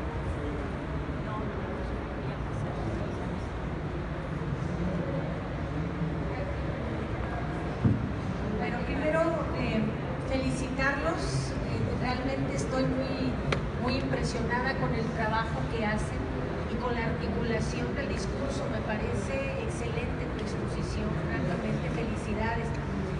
Yo quisiera primero preguntar, desde el punto de vista de la sociología de la protesta, ¿qué novedades incorporan estos movimientos, ¿no? Me parece que en un principio, creo que Emanuel usó la palabra carnavalización, no sé, ¿no? Como que de pronto se ubicaban en el espectro de están haciendo bulla, quieren hacerse presentes, y no, lo que yo escucho aquí realmente es un discurso muy elaborado, que me gustaría escuchar un poco más el análisis un poco más sociológico de qué han aportado estas movilizaciones, incluso viéndolo desde el punto de vista de cómo se maneja el conflicto, porque el solo hecho de presentarse en una tribuna pues genera cierta animadversión, y en ese sentido también cómo se maneja la violencia. O sea, de alguna manera no solo se genera conflicto, sino también reacciones violentas contra estos grupos, que me parece a mí que sería importante empezar también a darle un seguimiento de qué es, hasta qué punto también han logrado, digamos, neutralizar estas prácticas que eran muy recurrentes desde el punto de vista de los movimientos minoritarios, de los grupos minoritarios, por ponerlo de alguna manera. Y la otra cuestión que quisiera saber es si realmente nuestra izquierda apoya tanto este tipo de causas, porque yo tengo la impresión, de que tenemos una izquierda muy conservadora, ¿no? Que a lo mejor en el programa puede estar muy bien, en la estructura del partido, pero que me siento como que no hay realmente un apoyo, digamos, franco, ¿no? Sobre todo porque a lo mejor hemos avanzado en el asunto de la despenalización del aborto, de la cuestión del uso del cuerpo por parte de las mujeres, pero que tanto estamos en esa etapa en donde ya estamos también apoyando y dando un espacio legítimo a todos estos movimientos que están hablándonos de otras cosas, como bien decías, Erika, pues da miedo, ¿verdad? Y a lo mejor las izquierdas que tenemos no son tan abiertas y progresistas como a veces pensamos. Y cuando planteaba Rebeca hace rato los avances que ha habido a nivel estatal, yo decía, qué curioso, cómo avanzaron en San Luis y en Michoacán, ¿no? Siendo estados que normalmente uno ubica como más conservadores o con una historia mucho más hacia las derechas cargada, entonces también como conocer un poquito la experiencia, ¿no? Entonces, pero felicidades, la verdad estoy muy contenta de haber estado aquí.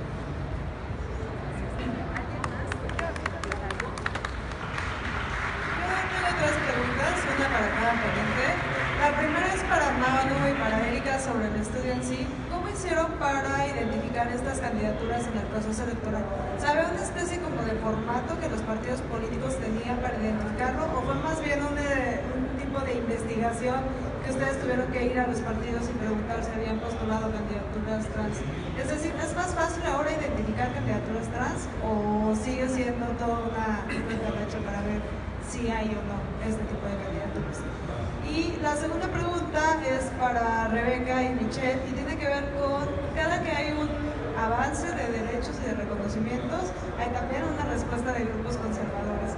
Entonces, ¿cuál debe ser desde su punto de vista la agenda que los colectivos trans deben tener para explicar de mejor forma el movimiento y para convencer de que no es un movimiento que vaya a afectar a la sociedad, sino por el contrario, es algo que nos fortalece, ¿no? Y que fortalece además la democracia. Sí, eso es lo que queremos tener, un sistema que es representativo de todas las comunidades.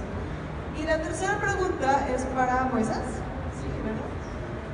Entiendo que en Tabasco no hay mucha coordinación entre colectivos y la parte del gobierno, pero desde tu punto de vista, ¿dónde podrían estar esos puntos para empezar a generar una agenda que justamente defienda los derechos de las personas LGBT+? Desde mi punto de vista, o sea, me quedó claro como que no hay tanta colaboración, pero también podría haber puntos de encuentro desde dónde partir. ¿Tú crees que hay puntos de encuentro y dónde estarían?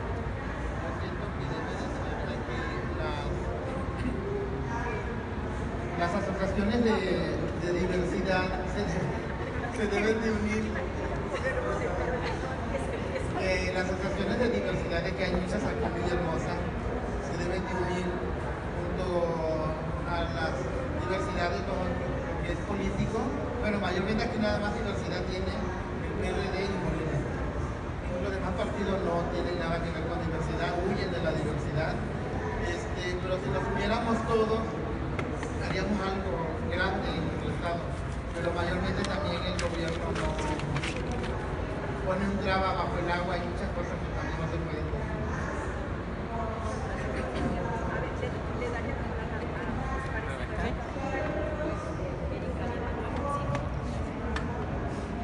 Bueno, voy a tratar de hilar un poco todas las dudas.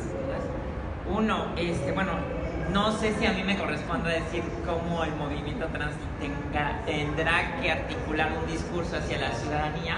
Lo único que yo puedo compartir es, en mi experiencia, lo que yo he visto es, se están gestando muchos movimientos trans en el país. No hay un solo movimiento trans. Y es algo muy importante que tenemos que tener, tanto como las personas trans, como quienes nos quieren interpelar, ya sea a favor o en contra.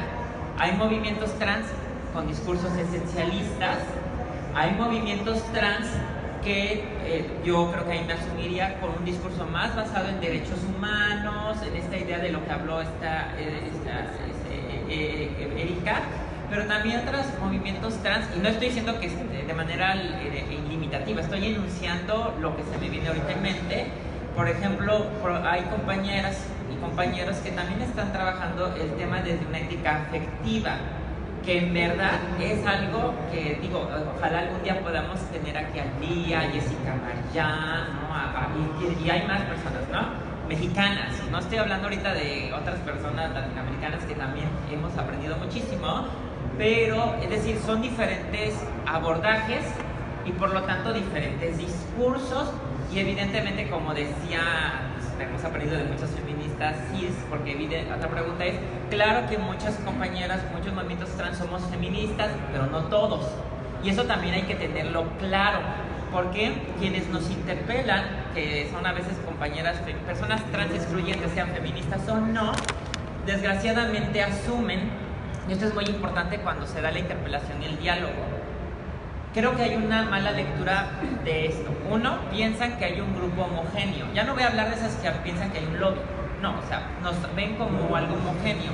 Y segundo, desgraciadamente, dentro de este transbordado, donde aparte no nos leen, no nos escuchan, no asisten a los eventos en donde estamos, las autoridades que deben de estar y que tienen la capacidad de tomar decisiones, ¿qué sucede? Desgraciadamente no se informan, o si se informan mal. Entonces, por ejemplo, siguen recuperando discursos que no son de las poblaciones trans, sino de la ciencia médica. La ciencia médica que nos patologizaba y decía, tú persona trans tienes que seguir el test de Cojiate, tú persona trans, para que yo te acredite tu identidad, tienes que ajustarte a un estereotipo de género. Y eso nos lo reclaman, nos dicen, especialmente las personas trans reafirman los estereotipos de género. Y decimos, ¿por qué? Es que ustedes siguen terapias de reemplazo hormonal. Y decimos, sí, pero no todas. Sí, pero es una decisión voluntaria, como tú decides pintarte el pelo, dejarte el pelo largo, usar así seas feminista o no. Porque yo no veo a todas las feministas rapadas y cuestionándose hasta su expresión de género cotidiana. desde una perspectiva política, ¿no? Entonces, sí nos cargan mucho la responsabilidad de que tenemos que deconstruir a la sociedad, ¿no? Pero pues creo que esa es una acusación un poco injusta. Entonces yo nada más diría, invitaría a quienes nos interpelan a favor y en contra, pues que sí se tomen un poco la molestia de leernos, de escucharnos, acercarse y verán que así como hay muchos feminismos y que hay tensiones al interior de los feminismos sobre temas específicos, lo mismo sucede con los movimientos trans. En México, en Latinoamérica, y ya no hablemos a nivel mundial, también tenemos movimientos trans sumamente liberales, ¿no? Cuya agenda es quiero ingresar al ejército, ¿no? Y hay otros que son completamente con otras perspectivas, ¿no? Porque atraviesa, así como el género atraviesa, ¿no? Diferentes, ahorita hablaban del Partido Comunista, hablaban del LGBT del PAN, bueno, pues también estos cuerpos estamos en todas las ideologías políticas, que es lo que decía Erika, ¿no? La ideología política habita cuerpos, habitamos cuerpos y generamos colectividades. Y a veces estamos en colectividades no necesariamente trans, colectividades LGBT o colectividades ya más diluidas, pero es una voz que siempre es como constante y que genera y hace presente con el cuerpo la fisura de la que hablaba Erika, ¿no? Entonces traté un poco de como que hilar todas las inquietudes, pero no hay ido alguna y ya le cedo la palabra a Micha. Sí, por favor, muy bien, Chelo.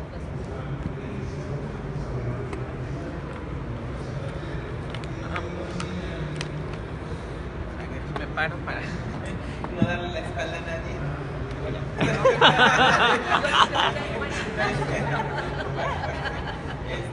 Creo que es muy importante acerca de lo que preguntabas.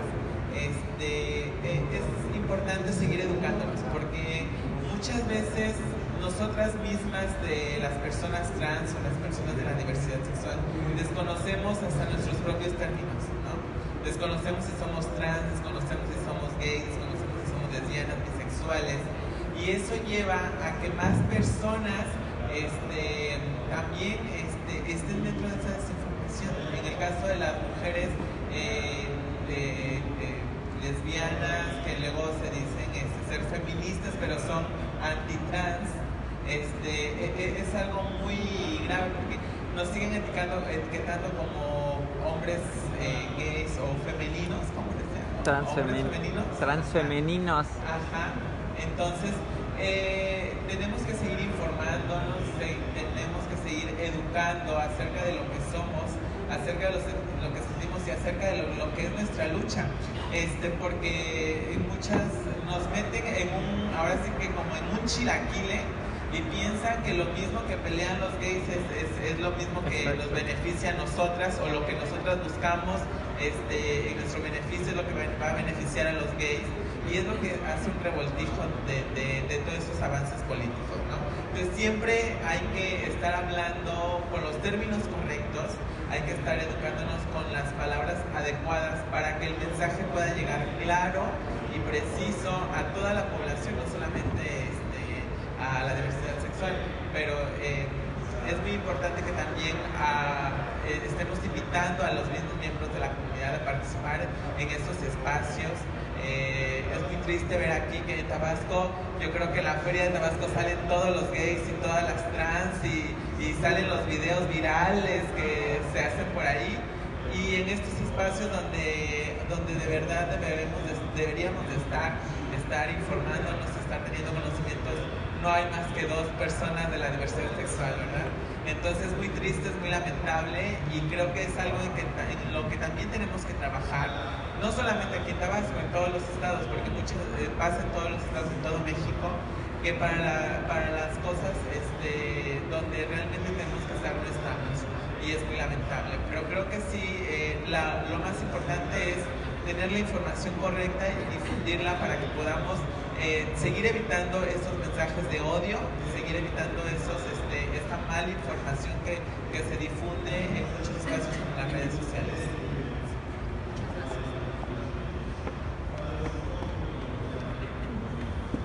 A ver, voy a empezar, igual que Rebeca, voy a tratar de articular todas, empezando por el final, respondiéndole a Tania sobre las novedades que incorpora el movimiento. El movimiento, si nos remitimos como a Stonewall, 1969, pues, no había la palabra trans, no existía, ¿no? Y entonces esto es también, los conceptos también son políticos, ¿no? La enunciación, lo que abraza todo un concepto. Y desde ahí se posicionó el movimiento como, y se sigue diciendo, el orgullo gay. Y el orgullo gay parece que aglutina todas las identidades de la orientación sexual y de género.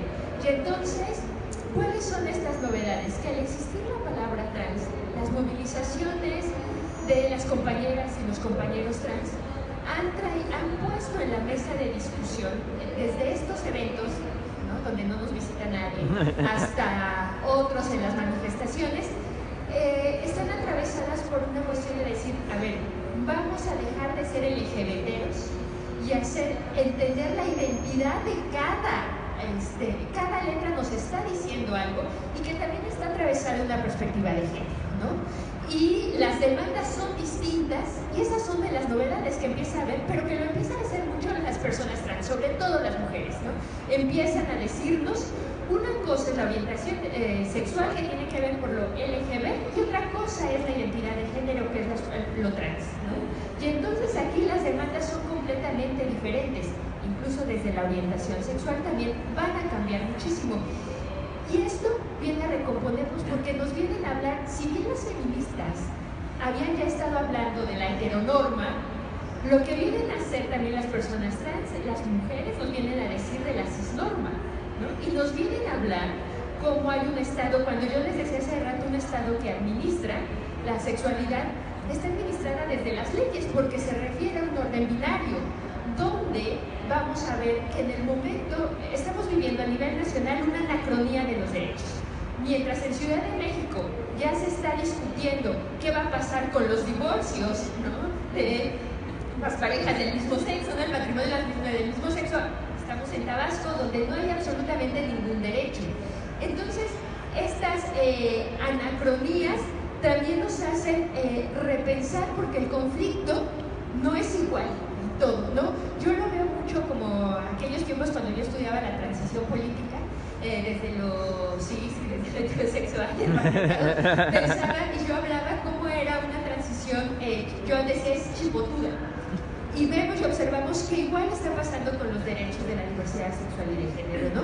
Hay un reconocimiento que lo hace muy disparejo, que no nos podemos entrar a las zonas friendly como Colima, ¿no?, como la Ciudad de México, donde de los 5 derechos que se han reconocido, los aglutinan estas ciudades, y pensar cómo hay una situación donde poner el cuerpo en las zonas donde no se han reconocido todavía ningún derecho, desde lo estridente en las calles y salir a que me vean y que me reconozcan, soy la lesbiana, ¿no?, del pueblo, se hace político.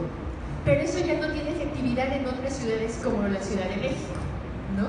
Porque ya no es ahí, ya no es esta, cuando Manuel habla de la carnavalización, pues ya no deja de ser, porque ya no es lo mismo ponerlo en contextos locales.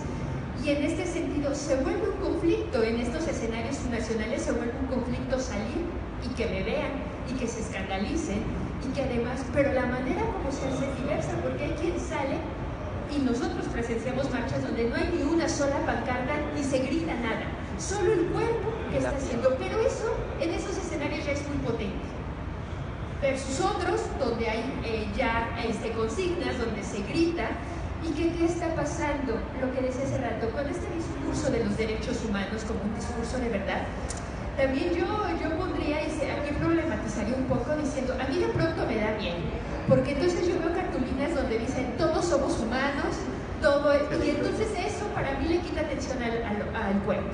Y otra vez es como dar un paso hacia atrás y colocamos en que todos somos humanos, todos los mismos derechos, porque como diría Jessica Margán, no todos somos humanos cuando vamos y pedimos un servicio, ¿no? Entonces ahí dejamos, ¿no?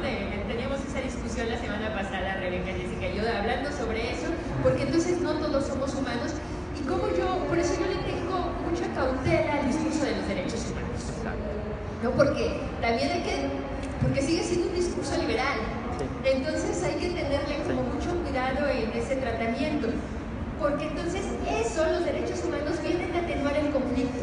Y yo creo que aquí lo importante es potencializar el conflicto, ¿no? Tenemos que seguir potencializando, y la democracia liberal tiene que volver a repensar también el conflicto como algo vital que articule y que se debe reconocer.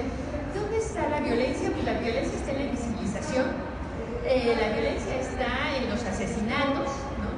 Pero ha habido una violencia simbólica que se dio mucho y se hizo muy visible ahora que se reconoció la identidad de género en Oaxaca. ¿Y qué es? Invisibilizar. Todo el mundo hablaba del matrimonio igualitario en Oaxaca, pero no hablaba del cambio de identidad. Y entonces, ¿esto qué pasa? ¿Cómo hay una promoción de derechos que autoras como Leticia Sapsay va a llamar los derechos sociosexuales? Y estos derechos sociosexuales son donde la gente de la diversidad, aquí sí sexual, nos van a aproximar a condiciones de vida de los heterosexuales, a estilos de vida. Entonces, ¿qué es? El matrimonio y la adopción. Porque entonces hay que empatar. Cuando se revisan las campañas, y en algún momento revisar esos spots de cómo hacen la promoción, y esto era el PRD en términos de los derechos sexuales, ¿no? Y que tenía que ver con las personas de la diversidad sexual, porque ningún spot hablaba de las personas trans, era recuperar esa historia romántica, ¿no? Del amor, pero además con una... había un spot en Monterrey de dos mujeres que eran pareja, dos hombres, pero ellos eran como arquitectos en un escenario con unas condiciones de vida de clase media, ¿no? Con comodidad, y lo mismo pasaba con las chicas, además desde los cuerpos que eran delgados, ¿no? Cuerpos maquillados, cuerpos con una estética donde se vuelve a recuperar. Entonces esto también invisibiliza toda la tensión que hay dentro de la orientación sexual, todas las interseccionalidades, y eso se vuelve simbólicamente violento. Lo mismo que se anulaba porque entonces no existía lo trans, pero como parece decir que yo ya digo orgullo gay y ya se resuelve todo, entonces también hay, desde la manera como se enuncia, también existe como una invisibilización, ¿no? de esa parte. Y creo que Emanuel puede contestar las preguntas. Yo quiero contestar. No, sí. Esperanza. Los no binarios. Las candidaturas no binarias. Seguir más o menos en la misma tónica en la que está presentando Erika sus reflexiones, ¿no? O sea, nosotros cuando iniciamos el proyecto, pues realmente llegamos porque la diversidad sexual y de género nos irrumpió en el estudio de los partidos. El problema es cuando ya empezamos a documentarlos, pues ahí empezamos a tener muchos problemas. Documentarlos etnográficamente ha sido muy padre, ¿no? Porque nos hemos dado cuenta de que una candidatura no tiene posibilidades de triunfo, por ejemplo la de un diputado local, si no es apoyado por el alcalde, ¿no? O sea, en la Ciudad de México, particularmente. Entonces, exacto, si no tienes apoyo de tu partido y de las candidaturas más cercanas, tienes pocas posibilidades de triunfo, ¿no? Entonces, hay una combinación en los actos de campaña entre los que van muy enfocados a las personas de la diversidad sexual y de género y otros que se articulan un poco con la agenda de tu partido y las agendas locales, ¿no? Eso les da más posibilidades de triunfo, pero sí vemos que predominan quizá las candidaturas hacia hombres, gays, ¿no? Entonces, o sea, digamos, ahí hay que seguir manteniendo una mirada crítica, ¿no? a estos modelos, porque las candidaturas hacia personas trans son menos, no son simbólicas. ¿Qué encontramos aquí? Un problema también contestando la pregunta para cómo accedemos a las candidaturas, pues sobre todo los partidos que tienen secretarías sí presentan las listas vinculadas a cuotas específicas o que pertenecen, ¿no? a las poblaciones de la diversidad sexual y de género, pero también hicimos un seguimiento de noticias y lo que nos da más, los que nos refuerza ese seguimiento de noticias es la campaña en sí, ¿no? El seguimiento de la campaña en redes, pero todavía no tenemos ninguna estrategia de los partidos o nada que obligue a los partidos a señalar, ¿no? Digamos, que estas candidaturas forman parte de estos niveles de acciones de nivelación. Y finalmente tendría un poco sobre la protesta, que sí tenemos que hoy día ya hay marchas en todos los estados de la República y se están empezando a desagregar a entornos municipales muy conservadores, o sea, Las protestas en entornos conservadores son una estrategia de resistencia, de poner el cuerpo, de salir y expresarse, que rompen completamente o utilizan esta lógica performativa o carnavalesca para empezar a demandar una apertura en esos espacios, ¿no? En algunos lugares vemos mucho carnaval, mucha fiesta, pero en otros vemos simplemente la salida al espacio público como una exigencia de derechos, de una acción política. Y finalmente tenía otra sobre los partidos de izquierda. Es interesante, ¿no? O sea, estamos empezando a hacer como un estudio de legislativos para ver qué tanto esta izquierda no es tan homogénea, ¿no? Y puede haber matices en esa izquierda y sectores quizá que apoyan más estas agendas y estas demandas de derecho, pero también otros que son sumamente reaccionarios, ¿no? Y lo que decía Rebeca era muy interesante, ¿no? La ideología política habita un cuerpo, y en ese caso también los matices de la identificación política pueden ser matizados por tu cuerpo, pero también por la posición que tienes ante los otros cuerpos, ¿no? Entonces es muy sugerente tener estos debates aquí para ir afinando nuestras reflexiones. Muchísimas gracias. Rebeca quiere decir algo sobre candidaturas no binarias. Sí, nada más, la pregunta, ¿es importante hablar de candidaturas no binarias? Desde mi punto de vista, sí. ¿Por qué? Por ejemplo, en Oaxaca, no ha sucedido, bueno, que yo sepa, pero ya no va a tardar casos de que se empiecen a aglutinar una masa crítica de personas binarias. Ya empieza, ya las hay, ya se están articulando de manera en lo social y en lo afectivo. Y esto pasó con lo trans. Desde mi punto de vista, a partir del 2008, en la década de los 2000. Entonces, yo creo que bien haríamos todas las instituciones en prepararnos y que no la realidad nos estalle en la cara cuando tengamos a una persona que ya fue violentada, que es como ha sucedido con las personas trans y las poblaciones LGBT, que es lo que dijo ahorita Erika, ¿no? Sí somos iguales, pero voy a pedir un trámite y me dicen no, y a veces las respuestas son tan tontas que te dicen, es que pasaba con el matrimonio igualitario, es que mi formato me permite, no, dice esposo y esposa y no puedo poner esposa y esposa, ¿no? Igual yo comparto lo que dijo Erika con respecto a este tema, ¿no? De las prioridades en las agendas. Pero ¿qué va a pasar cuando una persona no binaria diga, oye, por ejemplo, en la ley de Oaxaca, en la reforma del Código Civil de Oaxaca dice, la persona, porque es la que conozco más, dice, la persona solicitará el nombre y que desea y el sexo que desea con el que se hace registrado. Nunca dice, tendrá que elegir una de dos opciones. Y a mí me gustaría ver que llegue una persona y diga, ponme no binaria. No soy ni mujer ni hombre. Y quiero que me lo reconozcas. Entonces, yo no me imagino la respuesta que es un registro civil que le diga, es que mi formato no me lo permite, porque la ley no lo menciona. Entonces, creo que es un tema que sí se tiene que abordar. ¿Cómo? Hay que invitar personas no binarias, porque obviamente sobrepasa un poco mi experiencia encarnada, o la de Michelle, pero yo creo que ahí también tenemos una beta muy importante de experiencias, conocimientos, y también están haciendo epistemologías muy padres que pueden venir para las siguientes zonas. Muchísimas gracias. Muchas gracias a las asistentes. Otras gracias por organizar este panel tan maravilloso. Se tiene que replicar en la siguiente zona. Y vamos a comer.